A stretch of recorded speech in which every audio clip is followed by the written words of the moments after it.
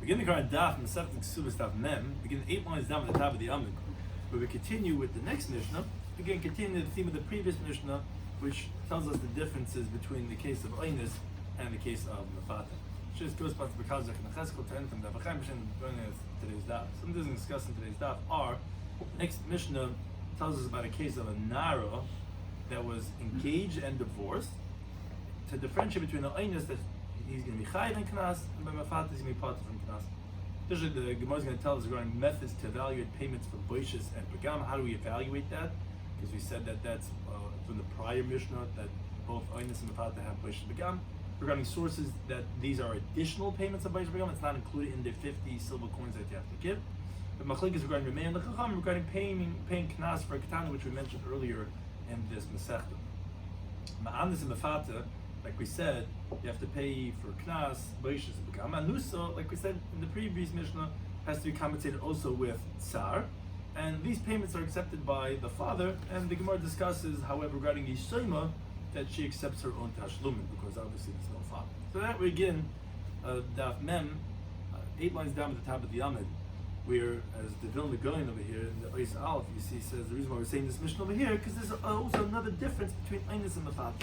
It says the Mishnah, Yusaima, an orphan, then this Arsav and this Garsha, where, okay, so she was violated, she gets engaged and she gets divorced. Rabbi Shloimy says, Oinus chayiv, if it was a case of Oinus, he's going to be liable to pay her, but Mefata pater. But if she was seduced, he's going to be exempt.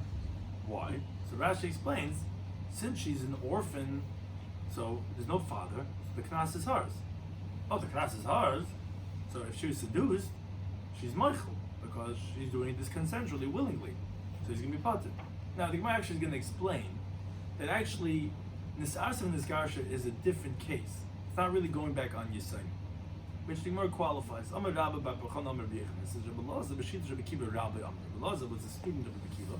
He was going according to the theme of the opinion of his teacher Rabbi Kiva. Because the Amar, Rabbi Kiva said in the Mishnah on Daf Lamed Ches Amud Aleph, he said, Nara shenis arsa b'nisgarsha.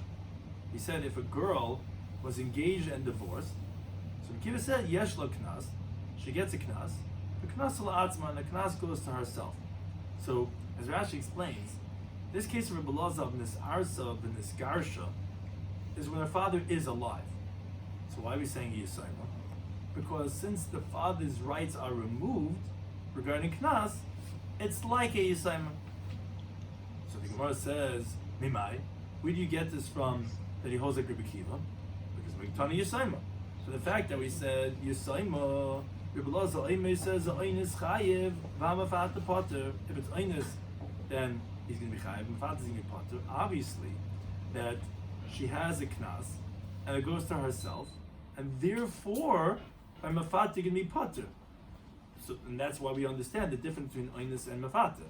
Since by Mefata she's doing it willingly, so she's being Michael. By Oinus, which is not doing willingly, so therefore he's gonna be chayiv to give it to her, even if her father's alive. How do you know that? Because if you think it's literally like the case of the Mishnah that it's Yisayma that was engaged and that was divorced, so Yisayma, Pshita, obviously that Mefata is going to be pater because she's Michael. So I wouldn't need it to tell you this.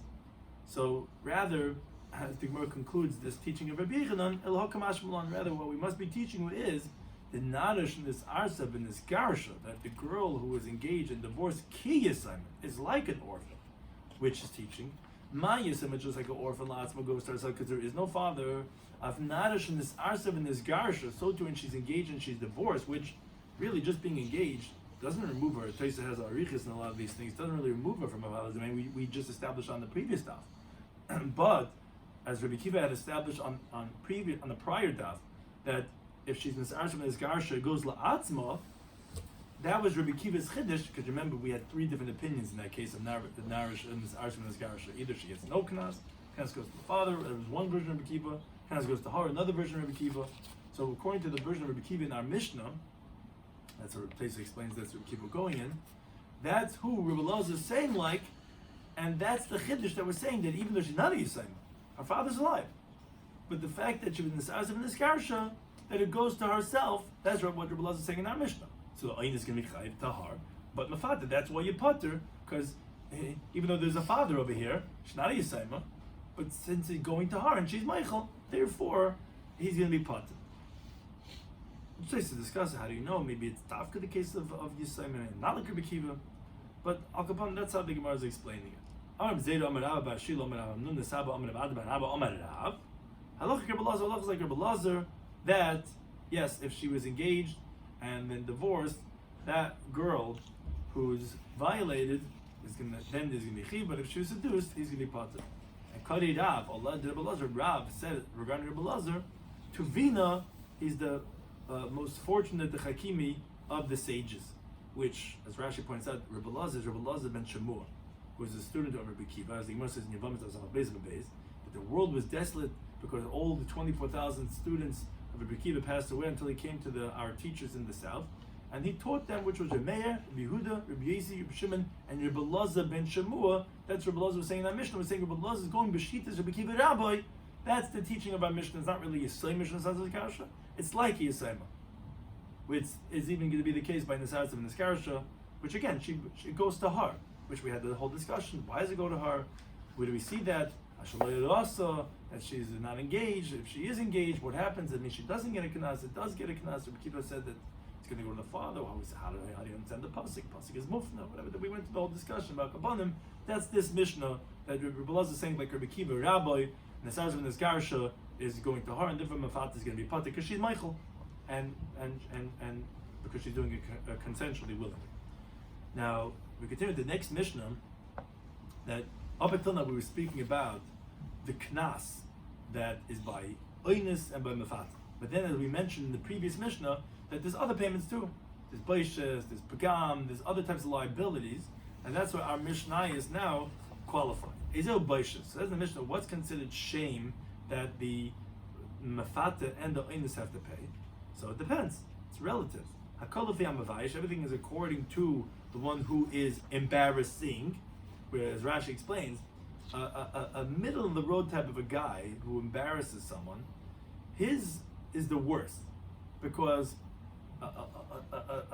some retard or some dignitary are okay, chash of a guy, okay, fine, the Rebbe comes and gives you a patch in the punim, okay, the Rebbe is getting, or some person that's a drunk on the street, you go, throw something, it's embarrassing.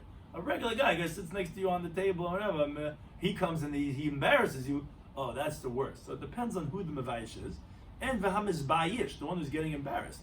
Meaning, the more respectable you are, the more embarrassing it is. It's like, you said that, you did that, and he's starting to get red and this and that. So yeah, who you have this sense of pride. The guy, Mekala, he's like, it's not so embarrassing. So how do you evaluate the shame? It goes based on the one who's embarrassing and the one who's being embarrassed. Now, pagam, how do you evaluate the deficiency of the rape or the seduction? So we view her as if she was a maidservant being sold in the marketplace. How much she was worth. And how much is she worth now? Which she was going to explain what would make her less of a maidservant, because she was nivala. Like, well, how is that a pagam at all? And knas, the penalty is shava b'cholad, and that's equal by all people. It's always the same amount. Anything that has a set amount from the Torah, it's shava b'cholad, and it's equal by every single person.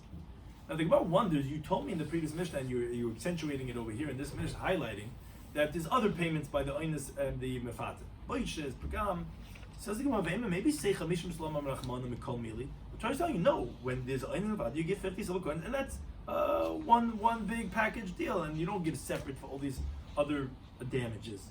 So Rabbi Zeri says, no. The other people are going to say, bolbas malachim chamishim. If a guy seduces a princess, it's 50 silver coins. Bolbas yotzes, and he takes the Yankel, the tailor's daughter, and a regular person, chamishim, is also going to be 50 silver coins. Well, where is there a difference between them? You know what there's a difference. It's by the shame. Ashanda. So therefore, you give shame. So Amalei says, if that's the case, I have a question for you. By a slave, which was gored by an ox, which in turn gives a set amount that if your ox kills a slave, you have to pay 30 silver coins. Younger people are going to say, what? Evan Nagir Margolius, a slave that is mamish, a craftsman. He's able to make holes in pearls. Shleishim, if he gets killed, there's 30 silver coins. And the Evan Oy says, Amid Beis, Maisa Macha, the guy who does some stitching, he got some course that he took for 10 hours and he's doing some stitching. Shleishim also 30 silver coins? What, there's no difference between them? The same point you're saying with Agnes Mafata. Why didn't you say something regarding a slave? So Elon Abzeri says that from here it's logical that the baishas cannot be included in the 50 silver coins. Because if it would be, then there wouldn't be any difference between if you're having bia with a woman who was pristine to a woman who was already downgraded. Which is, what type of case is that? What I mean is that, let's say she was nivala shaloi kedarka. Let's say a man had already had anal relations with her. So as Rabbi Zera says like this, he says, Ila bola shnayim, if two people would have be with her. Echid kedarka v'echad shaloi kedarka, which Tais points out really that's out of order.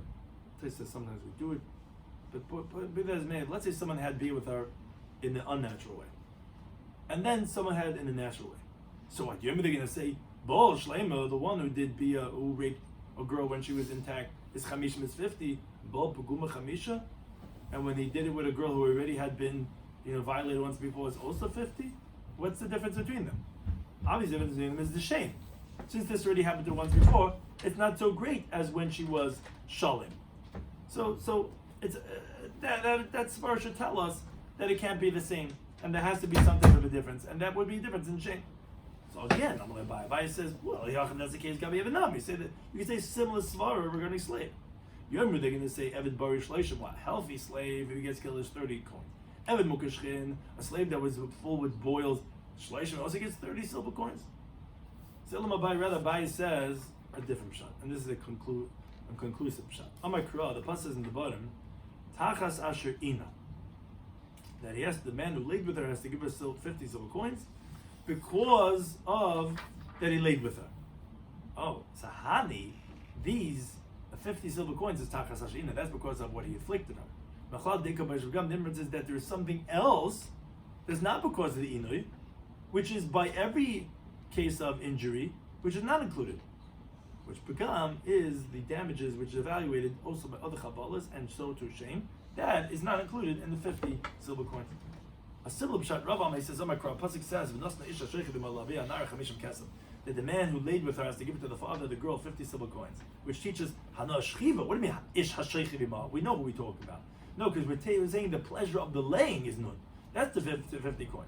It says that there's also the shame and that there's the deficiency that's not included in the 50 coins.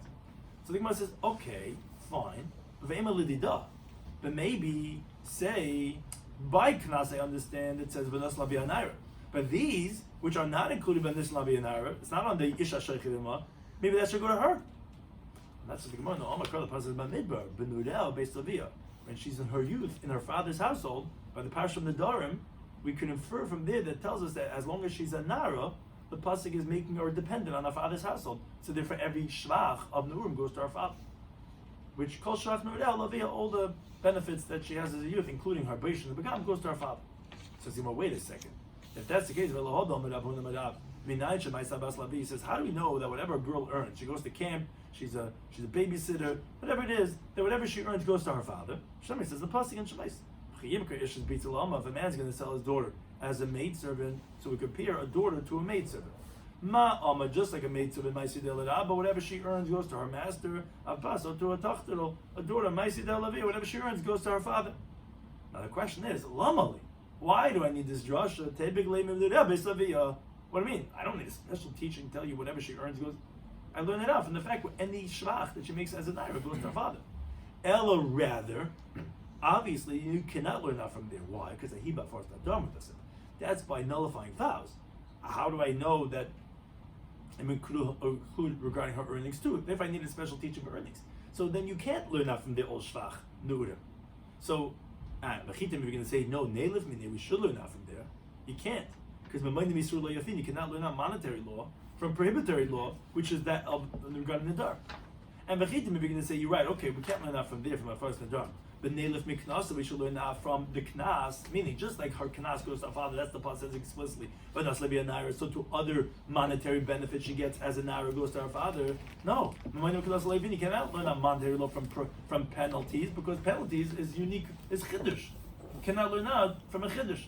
The Gemara on the previous Daf said that they want to bring a raya that Nara is still under the father's rishus because the father can still he could do a full Nara. Right. Yeah. Right. So I believe places somewhere addresses that why the Gemara didn't say anything over there. Yeah, but it's a good point.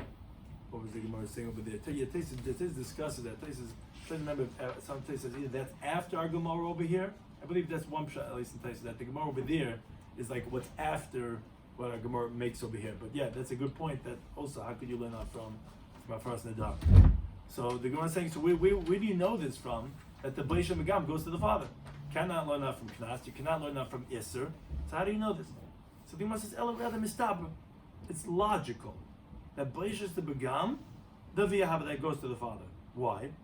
Because the father has the ability to embarrass her, and a shame that comes from Bia. He could also be Paigamar in the Begam that happens through Bia. You know why? And therefore it goes to him, the rights. Because the Ibai, if he wants to, Masar law, he can give her over to have her engaged with a Bia, which that's one of the ways of getting engaged, it would be a Limanovel, to a disgusting person, someone who is smitten with boils. Oh, as I mentioned teacher later on, the father has the rights in his daughter to get her engaged, and get engaged with either Kesef, Shtar, and Bia. So since he has the ability to take money, to create her pagam and to make her busha by her marriage, so when this rapist does it, who's losing out? That pagam who's losing out is the father's. He would have gotten the monies. I could have married you off to this filthy guy. He's looking for a girl. He'd pay me $10,000 for my daughter. So I'm losing out that Paishas and Begam because it was the father's rights. So therefore it goes to the father. That's the logic. We know it's from Svara that the father gets. Now the Mishnah said Begam. How do we evaluate the deficiency of the girl that she was lost her besulim? Right now, we look at her as if she was a maidservant being sold. It says how do you evaluate the value, market value of a girl as a maidservant if she had B or not? The Father Shmuel says, yeah, we evaluate how much would a person want to give between a maidservant that's a virgin and to a maidservant that already had B to serve him. So the Gemara says, what? That's how you're vetting maidservants? A maidservant that had bia to serve him. What does it make a difference to him, to any person that she had bia? You know, on the resume you're saying, oh, are you a virgin? Well, what does that have to do with the work that she's coming to do? That she's cleaning plancha, she's doing cleaning. What shaykhs? Ella says, Gemara, no. We want to differentiate between the maidservant that had bia or not, lasila abd, because he has a slave. To marry her off to him, that's where we would evaluate. So the Gemara love the manafki lay. I understand. For a slave, what does it make a difference to the master mina from her if she's bula? You think the master cares, but just that they should have children, and he should have for his plantation have this whole slaves? So the Gemara, yes, we're talking about we're talking about a slave that the master has. He has good feelings from the slave, which he's very careful with his work. So he wants to reward him and do a little bit extra for the slave, and there's something more of to get the taste of a virgin that he's giving him such a girl. That has certain market value. And that's what we're saying is you have to evaluate that loss of the market value, and that's what he has to pay for the began, for the ma'onis and for the mafat. Further qualifying this halach of knas that we're talking about in this parak, says the Mishnah, which we quoted this already in the beginning of the parak. The first opinion of the Mishnah says, which is actually the only opinion of the Mishnah, but any place where there is a sale, meaning that the father can sell his daughter, which is when she's a minor, as a maidservant, in knas. Then if she was raped or seduced, there's no knas to that minor. Now, the other way, which is when she's a naira, then there's no sale because like a Bryce is teaching days. You would think a person could sell his daughter when she's a naira, so you say no. If she was already sold, she goes out when she becomes a naira. For sure, when she's not sold, for sure you cannot sell her now. So the Mishnah explains, Ketana, a minor, yesh lamecher, she can be sold, then like knas, but she's no knas. Naira, she's already 12, yesh knas, she has knas, but ben lamecher, but she cannot be sold. Habigeres, which is 12 and a half, in the lamecher knas, you cannot sell her, and she doesn't get a knas because she's not a naira anymore. Now the Gemara explains and qualifies. I'm reading Rabbi says the opinion of our Mishnah is Remeir, who says that a katana does not get knas. The sages say yes, knas, you could have knas even when there's a sale, which is by katana. It's not like learn the brisa. Katana a girl that's at least 1 day old, until she makes 2 pubic years. Yesh lamecha, she could be sold as a maidservant. They ain't like knas, and this first opinion says, but she doesn't have a knas. When she brings 2 pubic years until she becomes a get for those 6 months, yes, knas. If she's violated, she gets a knas, but she cannot be sold. That's the Remeir. Because Remeir said, any time that she can be sold, there's no knas. Anytime there's a knas, no sale. For Chachamim, and this is the point we want to bring out, that our Mishnah is not the Chachamim. They say, no, a girl that's at least 3 years old, where then the bia is considered bia because her besulim don't come back. Until she becomes a begeres, yesh knas, she does get a knas. Says what knas in only knas but mechaloi but no sale? No, Emma says no av knas but we mean that even then you can even get a knas even if there's a sale when she's at least fit for the age of bia until she makes 2 pubic years. Then you have both, and when she brings 2 pubic years until she becomes a begeres, then you have knas and no sale. But from 1 day old until 3, then you have sale but no knas. Now, Amr Rav Chizda says, my time to me, what's the Meir that he holds a katana does not get a knas? Because Amr the Pasuk says by knas, in the Varim, v'loi si leisha, that to him she should make herself as a wife, which is b'mahava atzma, that she makes herself, meaning that she has the ability to acquire herself as a wife to him. That's our cousin Madav. It's only by an adult. When she's a minor, her father could go ahead and get her engaged, but not her. So therefore, it must be talking about an adult. Rabbanon, how do they understand? She says, the Pasuk says, and the Gersa is supposed to take out the hay over here, that as the Bach brings, is nar. It's written nar without a hay, which I feel like Gatan Mashma, that sounds like even including a minor. So it says naira, but since without a hay, it would include even younger than a naira. Now, Shomer Papa Breder Chanan Mibek Kluchas, he heard this. Azal Amr Kamid Rashim Ashi. Amalei says, oh, Atana Hamas Nidla. You learned this idea of Rish Lakish that he says whenever it's written nara without a hay, and even though you read it naira, it comes to teach you that even a katan is included. On this teaching regarding the halacha of Remeir of the Rabbanan, that there's going to be knas even for a ketana. Nana homasnin. We actually learned it in a different context. Amar Shlakish, he says, "Amitzi shemer al ketana." If let's say someone comes the day after the chasna, he's married to a 8-year-old girl. Next morning after the chasna, he comes and he says, "Sher, I didn't find your daughter having besulim." So actually, patur. Although generally you're liable for a punishment of 100 silver coins for being mitzi shemra, for a ketana you can make exempt. Why? Because it says in the pasuk, that they give it to the father of the nara. Now nara moli dibakasa. Here the pasuk has it with a hay. So you see from that teaching that with a hay means she has to be 12, and therefore under 12 you won't have the halacha. But you see, but without a hay would be even a ketana. Now Maskal Barad Bahaba, he asks, wait a second. Time of the Chazar Rahman Nari, tell me the reason why you're saying the halacha that only applies to an adult is because it says with a hay. But if let's say without a hay, I would have thought to say that the Mitzvah Shem would be chayav for his wife, the 8-year-old girl, even if she's a minor. But how can you say that? Because the pasuk says over there, now if it's true, now Mitzvah Shem he says I didn't find Besul, which means she was mizana. So it could go either way. Either he's telling the truth or he's lying. If he's lying, so he's a Mitzvah Shem, he's going to be chayav. Okay, that tell me is only for adult, not for minor. But it says, let's say it turns out it was true what he's saying. You didn't find besulim for the nara. So the halacha says the pasuk is, you take out the girl to the father's house and you stone her. Now, how could you tell me without the drasha of the extra hay that it'd be talking about a katana? But for katana la bas ancient he. But a minor is not someone who could be punished by death because she's a minor, not bas mitzvah yet. How could you tell me the pasuk would be referring to a minor? Ella rather says the Gemara, no. This that we're saying in Nara with a hay, is not because we need to let you know that here it means that she is an adult. Because that we would know. Because of course she can't be punished. Rather, it's coming to tell us that whenever it says nara with adehe, to tell you that yes, because Khan over here, where you're right. Here it's not possible that she's not a naira because we said that she's getting punished. Obviously she must be a real naira.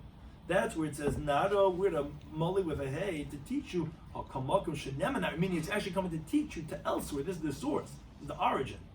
That wherever it says nara without a hey, would be even a minor. That's the source where they had learned this teaching of Rosh Hashanah, which again the explanation of the Rabbanan, which they hold that there's a knas even for a minor. How could you say isn't Rameh correct? It says but not a nara, it has to be a naira. So the Rabbanan no, because it says nara it's spelled without a hey, and if that would be including even a katana, and that's why the Chacham disagree and they said there's even going to be knas no mecher even when she's under basmas. I think it's any time.